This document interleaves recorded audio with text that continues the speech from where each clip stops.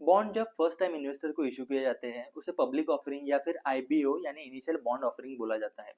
आप बॉन्ड्स को secondary market में भी बेच या खरीद सकते हो।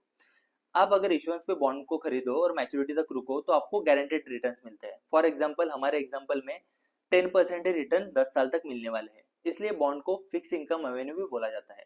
लेकिन अगर आप सेकेंडरी मार्केट में बॉन्ड को खरीदो या बेचो तो आपके रिटर्न्स वेरी हो सकते हैं।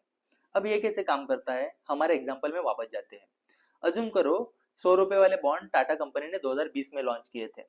आज 2025 में कंपनी को और पैसे की जरूरत है तो वो और बॉन्ड रिलीज करना चाहते हैं। लेकिन इस बार कंपनी सिर्फ 5 साल के लिए बॉन्ड रिलीज करना चाहती है। और क्योंकि मार्केट में इंटरेस्ट रेट गिर गए हैं, अब कंपनी सिर्फ 5% का इंटरेस्ट रेट ऑफर कर रही है। तो पुराने बॉन्ड और आज के बॉन्ड दोनों 2030 में ही मैच्योर होने वाले हैं। लेकिन पुराने बॉन्ड्स पे ज्यादा इंटरेस्ट रेट मिल रहा है, तो ऑब्वियसली सेकेंडरी मार्केट में उसकी डिमांड बढ़ेगी।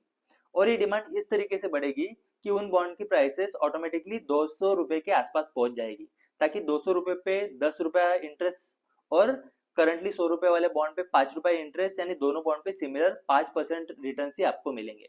इस तरीके से बॉन्ड के प्राइसेस इंटरेस्ट रेट के बढ़ने या घटने से चेंज होते जाते हैं।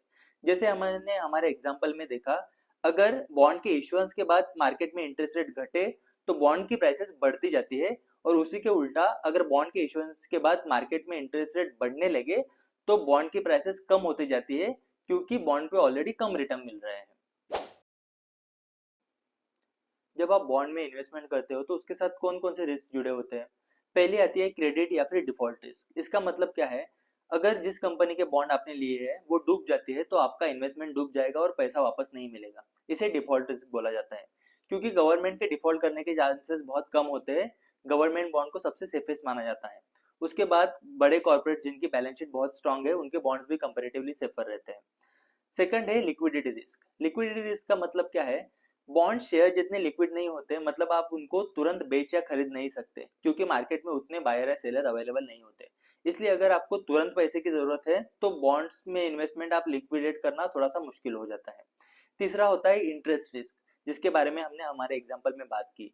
मार्केट में इश्यूएंस के बाद अगर इंटरेस्ट रेट गिरे तो आपके बॉन्ड की प्राइस बढ़ती जाती है, और अगर इंटरेस्ट रेट बढ़ने लगे तो आपके बॉन्ड की प्राइस घटती जाती है।